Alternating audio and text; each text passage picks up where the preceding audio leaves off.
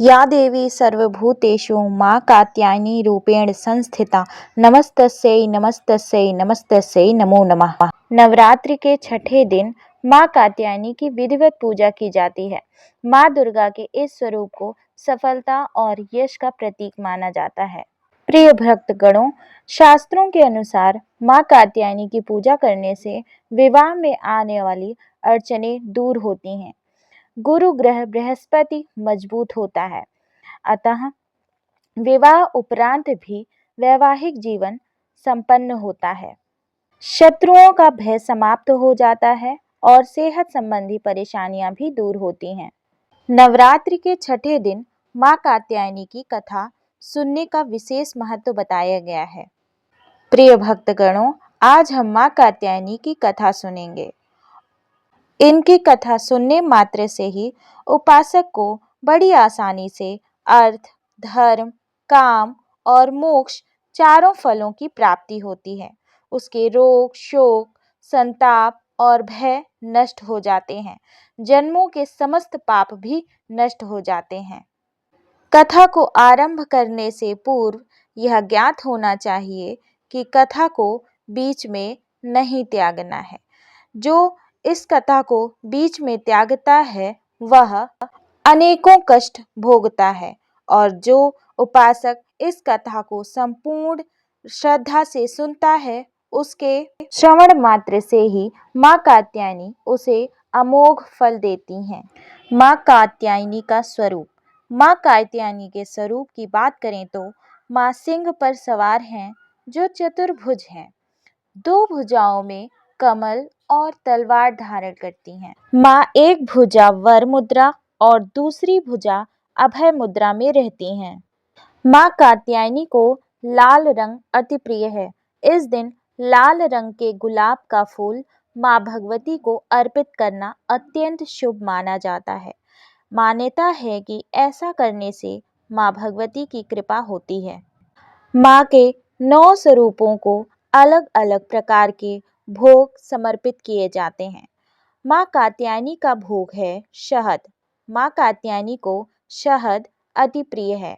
ऐसे में पूजा के समय मां कात्यायनी को शहद का भोग लगाना चाहिए। कहते हैं कि ऐसा करने से भक्त का व्यक्तित्व निखरता है। चलिए भक्तगण, अब हम मां कात्यायनी की व्रत कथा सुनते हैं। पौराणिक कथा के अनुसार एक बार महर्षि कात्यायन ने संतान प्राप्ति के लिए मां भगवती की कठोर तपस्या की। महर्षि कात्यायन की कठोर तपस्या से मां भगवती प्रसन्न हुई और उन्हें साक्षात दर्शन दिए। कात्यायन ऋषि ने मां के सामने अपनी इच्छा प्रकट की।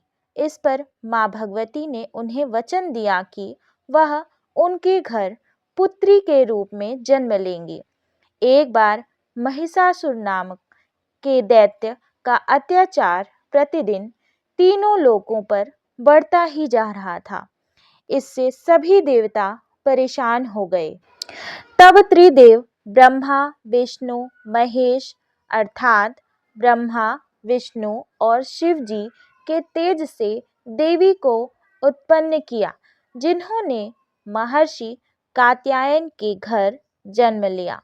महर्षि कात्यायन के घर जन्म लेने के कारण उन्हें कात्यायनी के नाम से जाना गया। जैसा कि माता के हर एक अवतार के पीछे एक रहस्य होता है, उसी प्रकार इस अवतार के पीछे एक रहस्य था।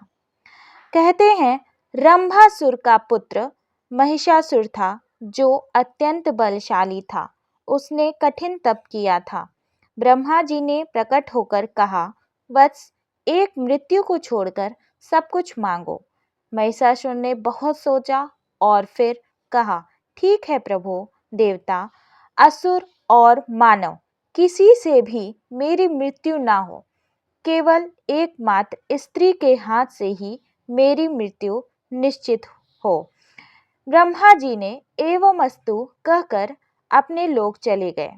वर प्राप्त करने के बाद उसने तीनों लोकों में अपना अधिकार जमा लिया और महिषासुर खुद को त्रिलोकाधिपति घोषित कर दिया। तब भगवान विष्णु ने सभी देवताओं के साथ मिलकर सबकी आदि कारण भगवती महाशक्ति की आराधना की। सभी देवताओं के शरीर से एक दिव्य तेज निकलकर एक परम सुंदरी स्त्री के रूप में प्रकट हुआ। हिमवान ने भगवती की सवारी के लिए सिंह दिया तथा सभी देवताओं ने अपने अपने अस्त्र शस्त्र महामाया की सेवा में प्रस्तुत किए। भगवती ने देवताओं पर प्रसन्न होकर उन्हें शीघ्र ही महिषासुर से भय मुक्त करने का आश्वासन दिया। भगवती दुर्गा हिमालय पर पहुंची और अट्टहास पूर्वक घोर गर्जना करने लगी। महिषासुर के असुरों के साथ उनका भयंकर युद्ध छिड़ गया। एक एक करके महिषासुर के सभी सैनिक मारे गए। विवश होकर महिषासुर को भी देवी के साथ युद्ध करना पड़ा। महिषासुर ने नाना प्रकार के मायावी रूप बनाकर देवी को छल से मारने का प्रयास किया, लेकिन अंत में वह माता भगवती ने उसे चक्र से महिषासुर का मस्तक काट दिया। कहते हैं कि देवी कात्यायनी को ही सभी देवों ने एक एक करके हथियार दिया था और उन्हीं दिव्य हथियारों से युक्त होकर देवी ने महिषासुर के साथ युद्ध किया था। विजयदशमी पर माता कात्यायनी ने महिषासुर का वध किया था, जिस वजह से माता कात्यायनी को महिषासुर मर्दिनी के नाम से भी जाना जाता है। एक अन्य पौराणिक कथा के अनुसार भगवान कृष्ण को पति रूप में पाने के लिए व्रज की गोपियों ने इनकी ही पूजा की थी। यह पूजा कालिंदी यमुना नदी के तट पर की गई थी, इसलिए ये ब्रजमंडल की अधिष्ठात्री देवी के रूप में प्रतिष्ठित हैं। इनका स्वरूप अत्यंत भव्य और दिव्य है। ज्योतिषाचार्य के अनुसार कोई भी विवाह योग्य कन्या यह पूजन कर सकती है। इसके लिए किसी विशेष अनुमति अथवा दान आदि का बंधन नहीं है। विवाह योग्य कन्या मां कात्यायनी की इस मंत्र से पूजा करती हैं। चंद्रहासोज्ज्वलकरा शार्दूलवरवाहना कात्यायनी शुभं दद्याद्विदानवघातिनी कात्यायनी महामाया महायोगिन्यधीश्वरी नंदगोपसुतं देवी पति में कुरुते नमः। मां कात्यायनी का स्तुति मंत्र है, या देवी सर्वभूतेषु मां कात्यायनी रूपेण संस्थिता नमस्तस्यै नमस्तस्यै नमस्तस्यै नमो नमः। मां कात्यायनी का बीज मंत्र है, क्लीं श्री त्रिनेत्राय नमः। क्लीं श्री त्रिनेत्राय नमः। भक्तगणों, आप इसको 108 बार माला का जाप करके अपनी पूजा आरंभ कर सकते हैं। बोलो माँ दुर्गा भवानी की जय, माँ कात्यायनी की जय।